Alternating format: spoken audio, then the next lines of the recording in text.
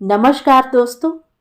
कहानियों की श्रृंखला में आज सुनेंगे मनीषा कुलश्रेष्ठ जी की कहानी एक ढोलो दूजी मरवण तीजो कसोमल रंग। तो आइए सुनते हैं कहानी। महानगर की चहल पहल में मेरे आगे कई तरह के मौन मुखर प्रेम गुजरते रहे हैं। कई महान प्रेम मेरे सामने सामने ही अपनी चमक खो बैठे। 2 बरस पहले आंख के आगे गुजरा वह प्रेम आज भी जब याद आता है तो सारे प्रेम और उसके किस्से फीके लगते हैं। ऐसा प्रेम जिसके होने का समय के बीत जाने पर ही पता चला। यकीन मानिए, जब यह बीत रहा था तो ना हमें पता था, ना शायद उन्हें जिनके बीच यह बीत रहा था। क्या पता कि पता ही हो, क्योंकि ज्ञात होने पर भी वह अज्ञात ही सा था। वह प्रेम था भी कि हमारा भ्रम था। जिनके बीच लगा कि यह है, वे भ्रमित थे कि हम। यह बात मैं आज तक समझ नहीं सकी। उस प्रेम को किस्से की तरह सुनाना बहुत कठिन और चुनौतीपूर्ण है। यह था ही इतना आभासी और वायवी, जिसे बस मैं समझी कि वो जो मेरे साथ था। पूरी बस में और कोई नहीं समझा, जब तक कि वह बस से उतरकर चली न गई। कहते तो हैं कि कोई कोई आंखें बहुत बोलती हैं, पर ये आंखें तो बोली ही नहीं, बस डोली 1-2 बार। वह बस से उतरी और पूरी बस की हलचलें ले गई। बस में बेजान से लोग बचे रहे, 10-12। उनमें मैं थी, वह था, और एक वह जो था जिसे मैं कथा का नायक कह दूं, बस का कंडक्टर। उसकी तो संपूर्ण चेतना, उसका खिलंदड़ापन वह अपने साथ ले गई। जब उसे अचेत सा देखा तब लगा, अरे कोई आंख में से सुरमे की तरह बहुत चुप्पी चतुराई से इसका सब्रो करार लूट ले गया। इस पूरे पर शुरू से मैं गौर करती भी तो क्यों करती। मैं भी उस रोज कुछ अनमनी थी। अपने शहर से सालों बाद गुजरना कैसा रहा, कोई पूछता तब तो बताती। किसी ने पूछा ही नहीं, न लोगों ने न उस शहर ने। वह शहर तो खुद अपने शिनाख्तों से पीछा छुड़ाता हुआ मेरे आगे कोहरा ओढ़े बैठा था। मुझे ही कौन सा ठहरना था वहां। मैं तो बस कुसमय संयोग ही से वहां जा पड़ी थी 2 घंटों के लिए। मेरे साथ वह था जिसे नहीं होना था मेरे साथ। इसलिए भला ही था इस शहर का मुझसे और मेरा इससे बेशिनाख्त होना। कमबख्त शहर ने अपने लैंडमार्क किले को भी मुझसे छुपाकर झट कोहरे के गाढ़े कंबल में दुबका लिया था। मैं उसे यह भी न बता सकी कि देखो यही किला है जिसके किस्से मैं तुम्हें सुनाती थी। मैं न कहती थी कि जो किलों और विशाल खंडहरों की छांव में पलते हैं, उनके वजूद में एक अजब किस्म की रुमानियत रिस आती है। वह बस अड्डे पर ही इधर उधर आंखें दौड़ाकर मेरे शहर, मेरे अतीत की टोह लेने लगा। फिर हंसकर बोला, तुम्हारे शहर की लड़कियां लंबी और सतर होती हैं। मैं मुस्कुराती हुई भी भीतर कहीं अनमना गई। इन पुरुषों के भीतर कभी न बड़े होने वाले लड़के पर खींच हुई। हम अपनी आवारगी में फिलहाल कहीं से आए थे और कहीं नहीं पहुंचना चाहते थे, लेकिन कहीं तो पहुंचना था। ऐसी बस जो समय की रफ्तार को धीमा कर दे, हो सके तो रोक ही ले समय। हमें बस बदलनी थी। यहाँ सुबह 3 बजे हम उतरे थे मेरे इस पुराने शहर में।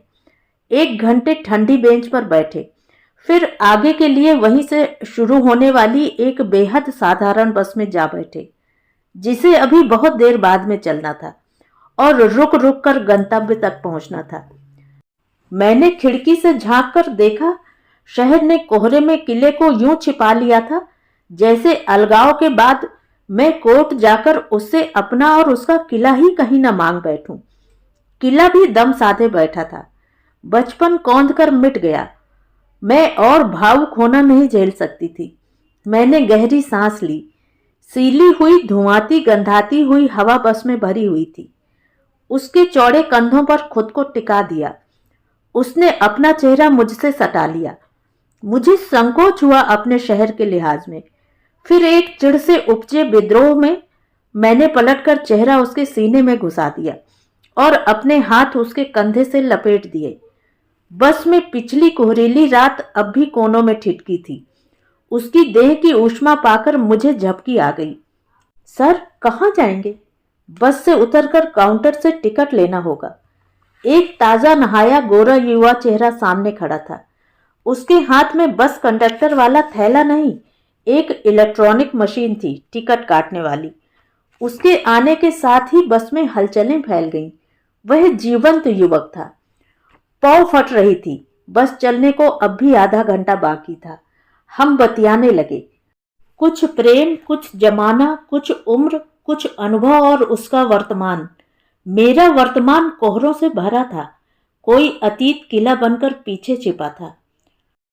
फौजिया, तुमसे शादी कर लेता मैं, अगर थोड़ा और बोहेमियन किस्म का हो पाता। थोड़ी सी कमी रह गई। ना चाहकर भी कुछ हिस्सा दुनियादारी बच रही भीतर। शैलेश कसमसाया। बातें, ये बातें तेरी, वो फसाने तेरे, सगुफ्ता सगुफ्ता बहाने तेरे। मैं गुनगुनाने लगी तो कंडक्टर ने मुड़कर देखा। तो बन जाओ पूरे बोहेमियन, अब भी क्या बिगड़ा है? इस पर तुम कहोगे बच्चे क्रूशियल उम्र में हैं, अब जाने दो ना। यूं भी बीतती उम्र की शादी नाइट मैरिज है। सारी हम ख्याली धरी रह जाती है निजी स्पेस की आदत के आगे। वह वाक्य पूरा ही न कर सका था कि मैं आवाज बिगाड़कर बोली। वह चुपचाप मेरे चेहरे पर पुती कड़वाहट देखता रहा। उसकी काली सफेद घनी मूछें थरथराईं। शायद कोई बात वह होठों पे आने से पहले गटक गया। थोड़ी देर एक मौन हमारे बीच बिलखता रहा।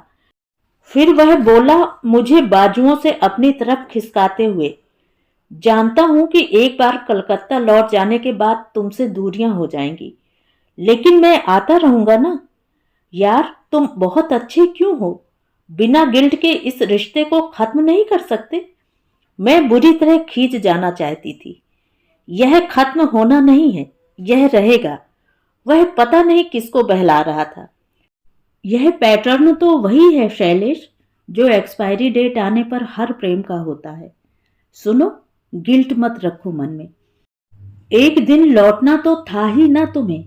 रहा प्रेम तो वह उस अजनबियों की भीड़ भरी दुनिया में हम दोनों की जरूरत भर था। अब तुम, अब मैं। हाँ, अपना क्या, हंसकर जरूर कहा मैंने, पर मन भंगुर हो रहा था।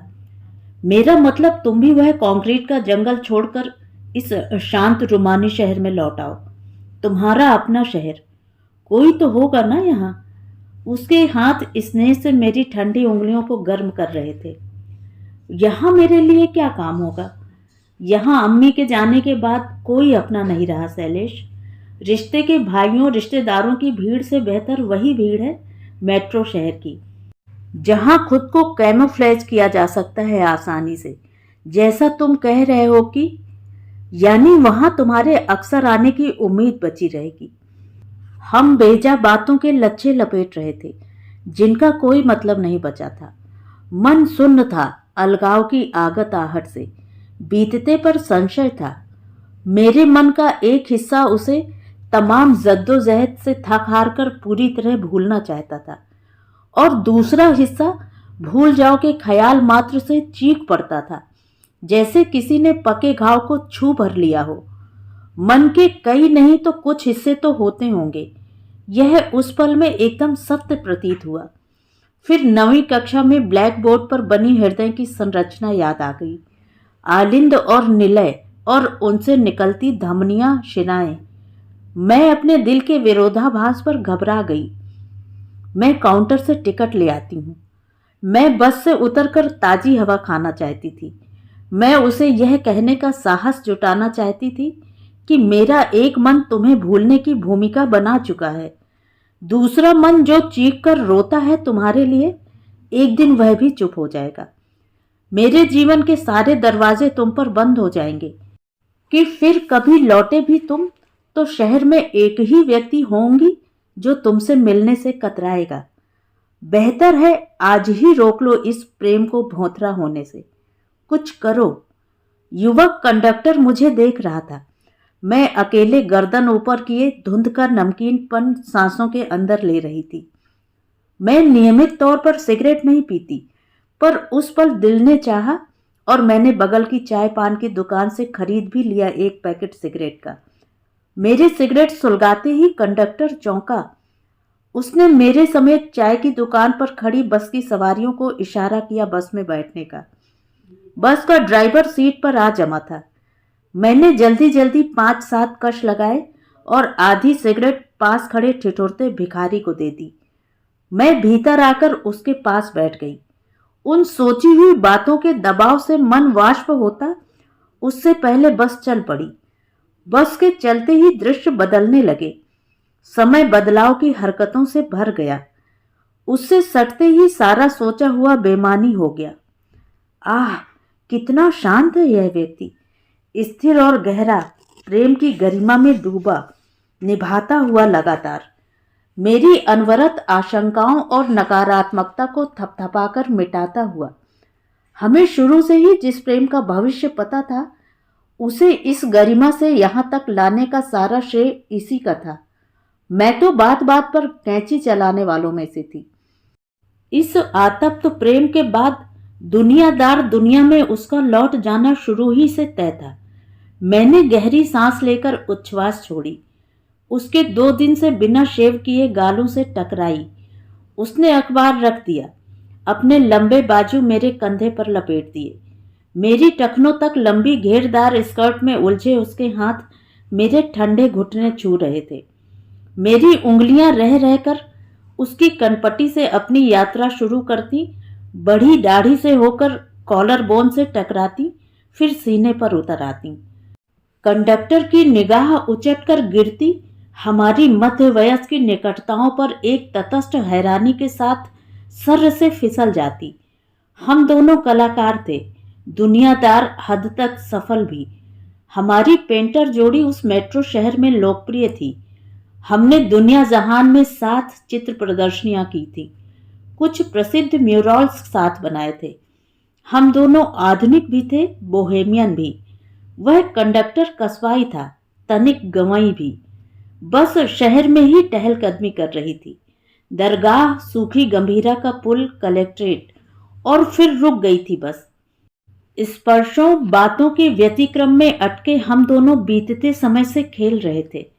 मेरी लंबी चोटी ढीली होने लगी थी। वह उससे खेलने लगा। मैंने अपनी आंखें खिड़की के बाहर मोड़ दी, जो कि सहसा भर आई थी। जाने आखिरी बार इस शहर को विदा देते हुए या उससे आखिरी बार की इस मुलाकात के बीतते चले जाने से।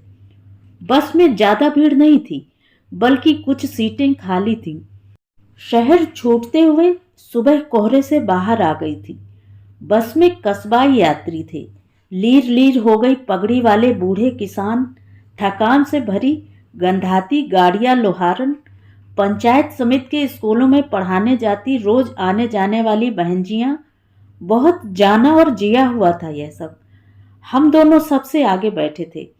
मैं हमेशा से जानती थी कि हमारा प्रेम लोगों की निगाह में खटकने जैसा मुखर है, वहां भी और यहां भी। हमारी उम्र का फर्क, मेरे मुस्लिम नुकूश ही नहीं, बल्कि बातचीत, लहजा भी। लेकिन हम हर तरफ से जानबूझकर बेखबर थे। अपने प्रेम के संभावित अंत के कारण कुछ विद्रोही भी हो रहे थे। बातें चुक रही थीं। एक दूसरे से सटे बैठे थे हम। शैलेश पल पल चुपते सानिध्य की शेष ऊष्मा में ऊँघने लगे थे। मैं भी ऊँघना चाहती थी, पर मेरी नाभि के आसपास कोई चक्रवात घुमड़ रहा था। क्या यह वही कविता थी जो रात नाभि के आसपास गूंजी थी? जब मैं उसके कंधे पर टिकी, मेरा सिर सिर नहीं रहा था, कोई दरकती चट्टान बन गया था। उसने आंख खोलकर आंख ही से पूछा, क्या? मत जाओ ना। मगर मेरा गला सूख कर कटीला थूर बन गया था। शब्द जो बाहर आना चाहते थे, उन कांटों में फंसकर मर गई तितलियों में बदल गए थे। यूं भी अर्थ क्या निकलता निरर्थक शब्दों का। कुछ गांव पीछे छूट गए थे। टिकट बांटते हुए युवक कंडक्टर सबसे बतिया रहा था, हालचाल पूछ रहा था रोज आने जाने वालों से। किसी वृद्धा यात्री से मजाक भी कर रहा था। एकाएक उसकी अस्थिरता बढ़ गई। वह हमारे पास आकर बोला, सर, ये सूटकेस उधर खसका दें। मेरा सूटकेस ड्राइवर के केबिन के ठीक बाहर रखा था। मेरे चेहरे पर प्रश्न उभरा कि क्यों भाई? तो वह बोला, सवारियां आएंगी ना। केबिन में बस एक लंबी सीट थी, बस के स्टाफ के लिए। बस में पीछे खाली सीटें थीं। उसके कहने से सूटकेस हमारे पैरों के नीचे आ फंसा। हमारी आरामदेह मुद्रा खंडित हो गई। हमने उसे मन ही मन कोसा। फिर वह हमारी सीट के पास सर पर खड़ा हो गया।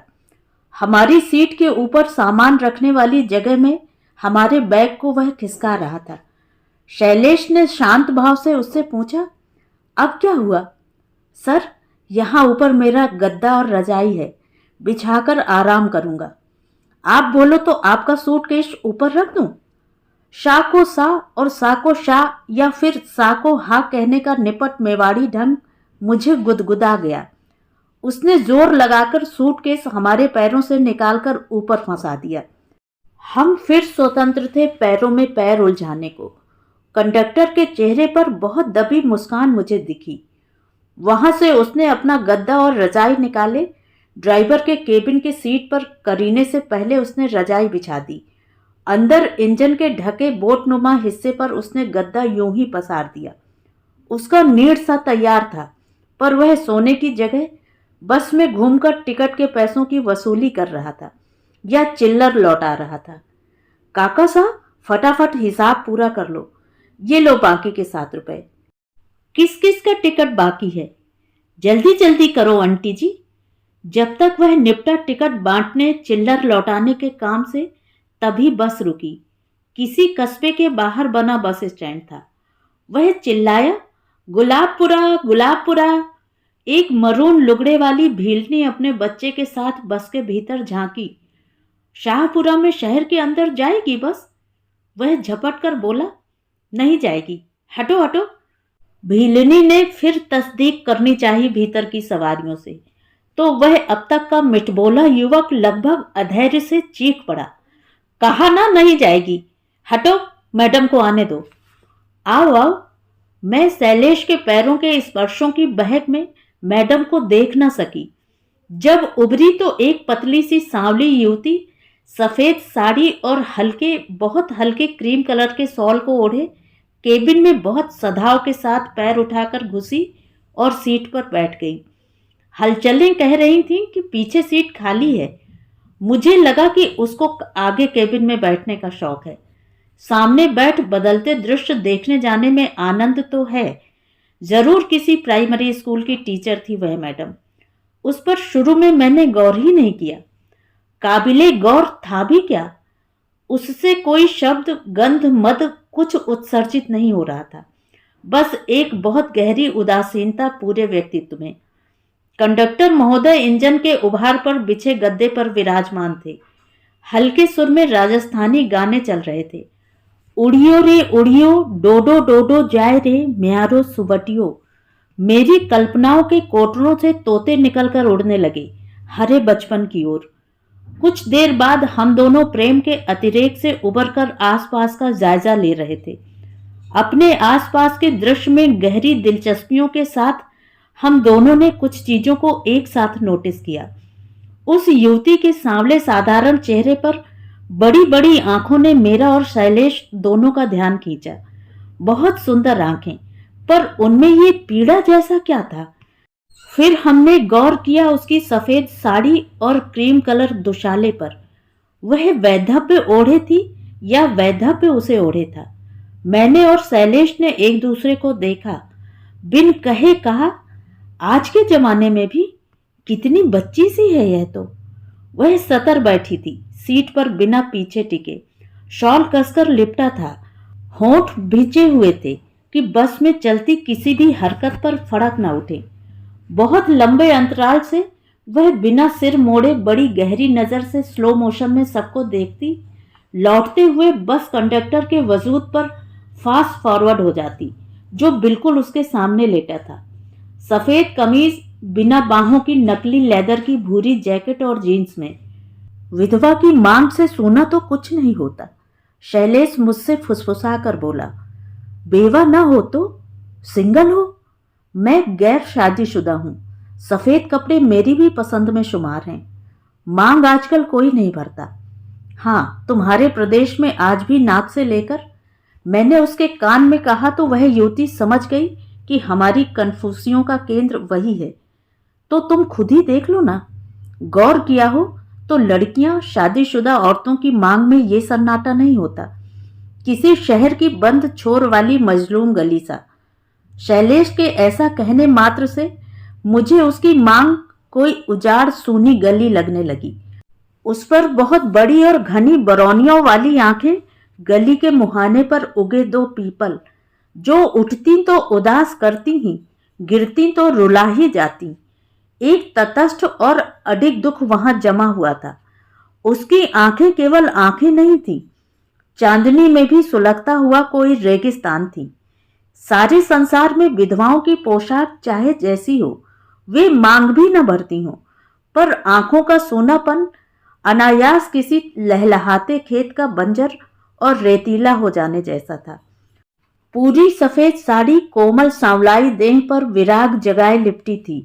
पैर में सादा अंगूठे वाली काली चप्पल, स्याह बालों को पूरे अनुशासन में जमाकर पल्ले की निगरानी में भीतर रखा था। रंग बस शॉल में था, हल्की पीली झाई जो वैधव्य भंग करना चाहती हो। क्या पता यह किसी एसटीसी स्कूल या बीएड कॉलेज की यूनिफॉर्म हो। कंडक्टर की अस्थिरता अब थमी थमी थी। वह इंजन के बोनट नुमा उभार पर गद्दे पर सर के नीचे हाथ फंसाए अध लेटा था, चुप मगर सुखी सा। कोई रूहानी खुशी उस पर तारी थी। वह सीधे देख रहा था, चलती बस के नीचे लिपटती रपटती जाती सड़क को। वह किसी को भी कनखियों तक से नहीं देख रहा था। मेरा मतलब एकदम बगल में बैठी इस युवती को तो मानो जानबूझकर नहीं देख रहा था। हालांकि उसकी देह भाषा से लग रहा था कि एक परवाह सी फिर भी है उसे उसके प्रति। कोई सहानुभूति या कोई सरोकार लगातार था, लेकिन मानो उसके उस दिशा में देखने मात्र से कोई पवित्रता थी जिसके भंग हो जाने का खतरा हो, किसी बहुमूल्य भाव के बहुत सस्ता हो जाने की शंका हो। यह संयम भी तो था उस कंडक्टर का, जिसे मैं और शैलेश एक साथ महसूस कर रहे थे, लेकिन कुछ समझ नहीं पा रहे थे। कुछ तो था उनके बीच जो साइलेंट मेलोडी सा बस की गुनगुन में तैर रहा था। वह बीच बीच में बस में चल रहे गानों को सिस्टम में उलट पलट कर देता या वॉल्यूम तेज कम करता। कुछ हल्के रुमानी गानों पर वह वॉल्यूम एकदम कम कर देता, गहरे मार्मिक गानों पर कुछ बढ़ा देता। लोक गीतों की तो धुनों में भी मर्म बींधती रागनी बसती है। मारू थारा देश में निपजे तीन रतन, एक ढोला एक मरवण तीजो कसुमल रंग। कसुमल रंग, मैं मुस्कुराई। शुरुआत में हमारे साझे चित्रों में भी शैलेश चकित हो जाता था। यार, ये कौन सा रंग है जो तुम हर चित्र में ले आती हो? न जामुनी, न लाइलेक, न गुलाबी, न ही लाल, न मैजेंटा। तब मेरी सोच चुकी याददाश्त के चलते मेरे पास उत्तर नहीं होता था। आज है। मैंने शैलेश से कहा, सुनो, वो रंग जो तुम पूछते थे ना कि यह कौन सा इजाद है तुम्हारा, तो उसका नाम है कसुमल रंग। मैंने तुम्हें बताया था ना कि अब्बा बताते थे कि मेवाड़ी वॉल पेंटिंग्स में यह रंग हिंगलू रंग में पीले की एक मात्रा मिलाने से बनता है, पर तब नाम याद ना आया था।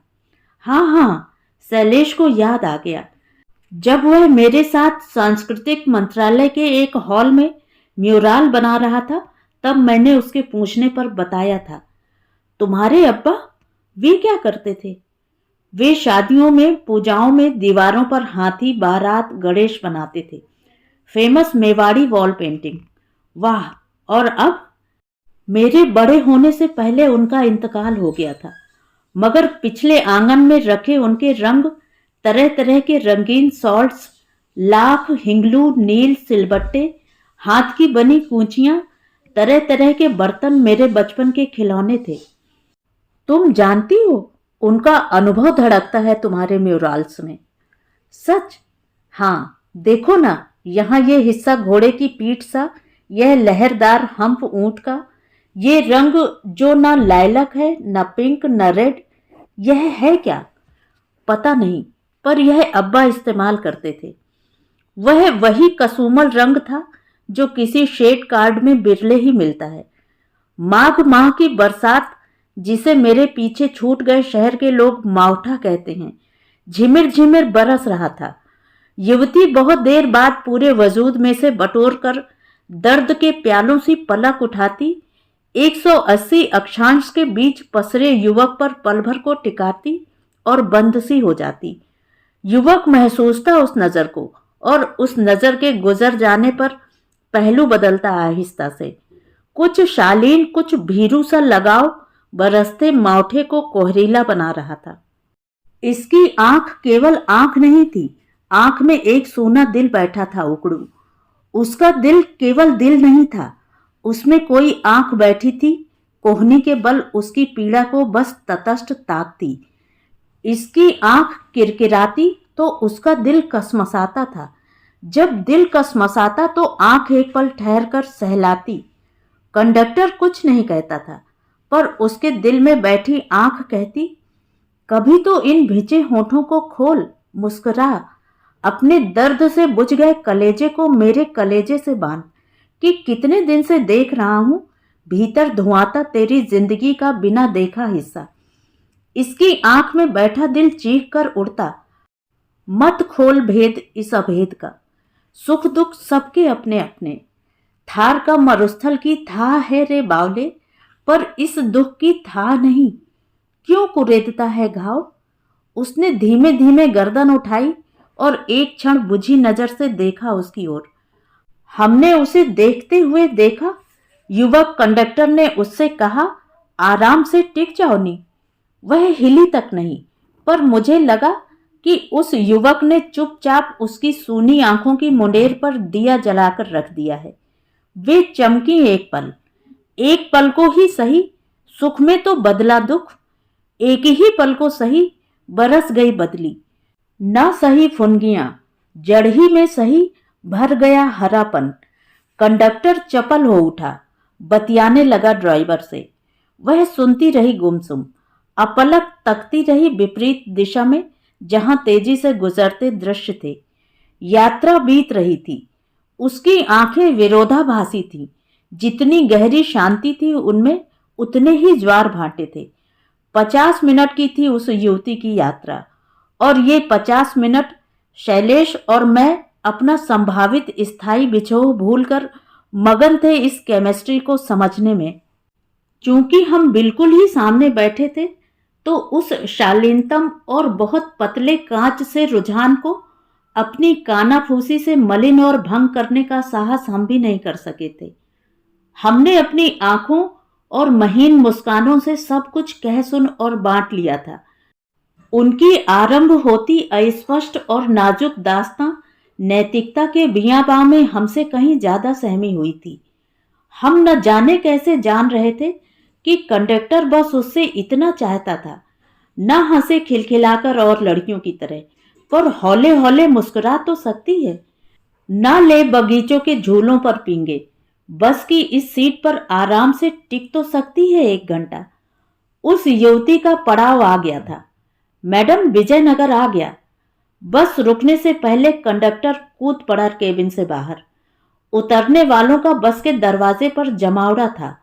मोटी गाड़ियां लुहारन अपनी मलिन पोटलियां उतारने को उतारू थी कि कंडक्टर ने एक धीमी डांट से सबको रोककर जगह बनाकर मैडम को उतार दिया। गाड़ियां लोहारन की एक पोटली उठाते में उसकी कोहनी अनजाने युवती के कंधे से छू गई। उफ! एक बहुत क्षीण मुस्कान कौंधी और बिला गई निर्वात में।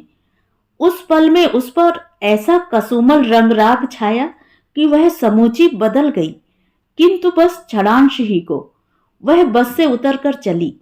कंडक्टर समेत हम सब ने देखे एक सीधी सादी औरत के सीधे चलते पैर, जो किसी रूपसी नायिका की तरह कहीं मड़ते नहीं थे, मड़कर खुद अपनी मर्यादा के बोझ तले मिटते चले जाते थे। वह जो पीड़ा को भी अपने यौवन की तरह शॉल में छिपाती थी और कंडक्टर की अबोली तसल्ली पर चेहरा उतर जाता। वह तो ऐसी दिखती थी मानो उसने अपना रोना धोना देवताओं तक के आगे नहीं किया होगा। शायद यह सोचकर कि व्यर्थ ही इस देवता को दुखी किया जाए, बेहतर है चुप्पी ओढ़ ली जाए। उसके उतरने के साथ ही मेरे मन में एक दीन घर उभर आया, जहां वह रहती होगी, जी रही होगी काले सलेटी दिनों को, जहां किसी रेतीले कस्बे की गली का आखिरी घर, ऐसा घर जो कुछ नहीं बोलता दिन की मर्यादा में, मगर रात के अंधेरे में सिसकता होगा। जिस आंगन में कबूतरों की गुटर गूं होती होगी, वहां अब आंगन के नीम पर और छज्जों पर कौवे उतरते होंगे हर शाम। सूने मैदानों में खड़े ठूंठ से उठती होगी उल्लू की आवाज। हमने अनुमान तो लगा लिया था कि ये दोनों बहुत दिनों से ऐसे ही यात्रा करते चले आ रहे हैं। क्या यह रोज होता होगा? बस की इस अति संक्षिप्त यात्रा में रोज अणु मात्र सा कसोमल रंग राग इसके धवल वैराग्य पर छाता होगा। फिर बस से उतरकर ये वैधव्य के विराग सागर में विला जाती होगी। क्या रोज ही उसकी एक उड़ती तरल निगाह की प्रत्याशा में उस युवक का अस्तित्व उड़ने लगता होगा?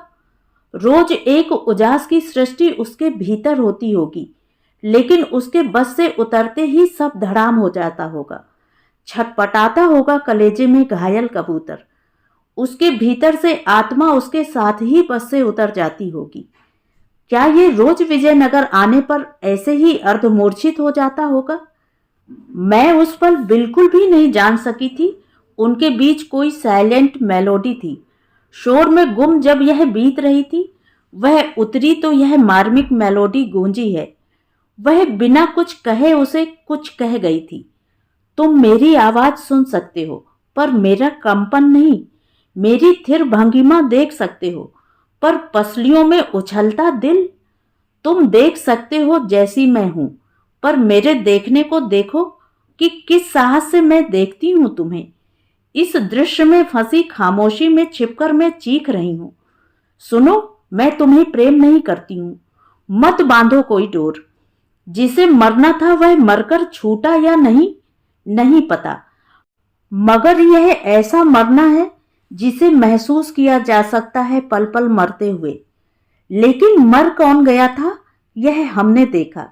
यकीनन देखने लायक थी उसकी मूर्छा, उसके बातूनीपन का खीज में बदलना, रजाई गद्दे तहाकर वापस पटकना ऊपर और केबिन में न जाकर बस की किसी सीट पर बेजान ढह जाना। अगले दिन की प्रतीक्षा में फिर अगला दिन, जब भोर से पहले घुप अंधेरे में वह अपनी उम्मीद को उजास का भरम उड़ाकर चिड़ियों की चहचहाहट से पहले निकल पड़ता होगा, टिकटों की फड़फड़ाहट लिए, गुलाबपुरा चिल्लाता हुआ। रोज ऐसे ही बीतता होगा। तो रविवार, हम जान गए थे कि वह उससे परोक्षतः कुछ नहीं चाहता। वह तो बस चाहता है उसके घावों की टीसें सोख लेना, उसकी जिंदगी के लू के मौसमों को बस 1 घंटे के लिए बदल देने के लिए छटपटाता है कि उसके मन को ढाढ़स मिले तो कैसे मिले।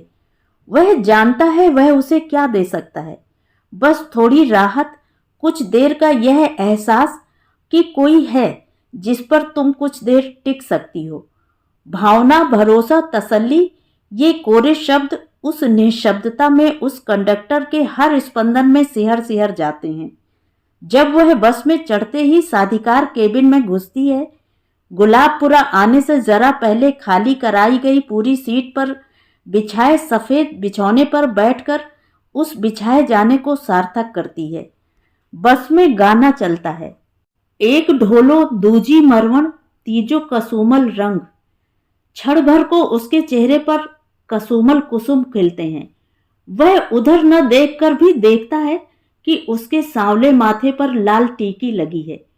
वह यह बिना जाने ही संकोच से भरकर कड़क हो जाती है, सूखे होंठ भींचती है, सिमट कर बैठ जाती है, शॉल कस लेती है। एक बादल सड़क भिगोकर लापता है, हवा में भीगी घास की महक है, मौन धारण किए जंगल गुजरते हैं। उस सफर के बीतते जाते पलों में मैं चाहती थी कि हमारे सामने एक साइलेंट मेलोडी सा यह प्रेम रोज बीते, यह बस का सफर रोज हो। रोज किसी गांव से गुजरने पर गोबर की महक मुझे घर आंगन अम्मी और अब्बू के रंगों की खुली प्रयोगशाला की याद दिलाती रहे। मन में बहुत कुछ घुमड़ रहा था, लेकिन हम दोनों चुपचाप सटकर बैठे रहे।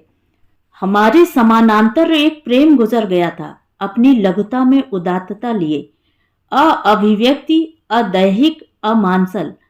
हमारा प्रेम अपनी तमाम दैहिकताओं, अपनी कलाकाराना मौलिक अभिव्यक्तियों के साथ साथ तमाम विश्व के साहित्य, सिनेमाओं की कोटेशनों से प्रेम और उसके नानाविध इजहार उधार लेकर एक छोटे बिंदु में विलोप हो रहा था। तो ये थी कहानी। कहानी आपको कैसी लगी कमेंट करके ज़रूर बताएं। और अगर मेरे द्वारा सुनाई हुई कहानियाँ आपको अच्छी लगती हैं तो मेरे चैनल को सब्सक्राइब ज़रूर करें, लाइक करें और अपने दोस्तों और परिचितों में शेयर भी करें। बेल आइकन दबाना बिल्कुल भी ना भूलें। धन्यवाद।